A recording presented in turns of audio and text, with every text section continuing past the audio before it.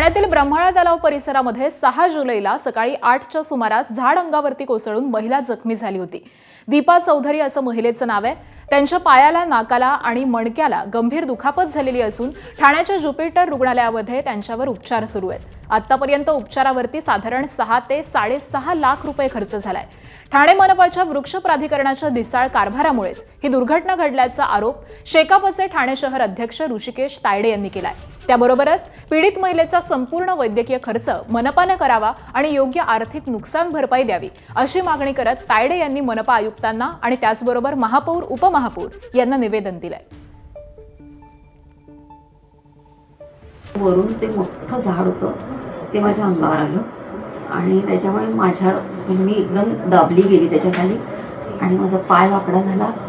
माझं नाकाला पण लागलं फ्रॅक्चर आणि माझ्या रिब्सला आणि स्पाईनला भरपूर लागले फ्रॅक्चर आहे सगळे आणि पायाला पण फ्रॅक्चर। एक मोठं झाड तिच्या अंगावर पडल्यानंतर एक साधी माणुसकी म्हणून सुद्धा एकही व्यक्ती, ना टीएमसीचं, ना कोणी अधिकारी, ना कोणीच विचारायला आलं नाही आजपर्यंत।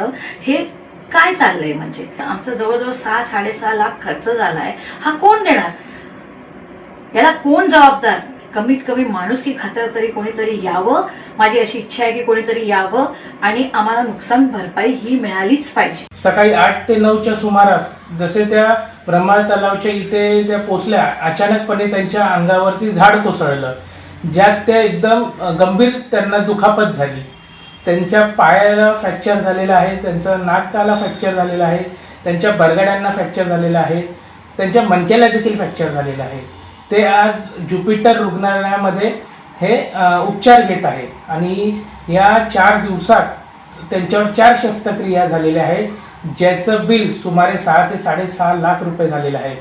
आणि एवढं त्यांना दुखापत होऊन सुद्धा महानगरपालिकेचे कुठलेही अधिकारी त्यांना भेट द्यायला तिथे गेलेले नाही।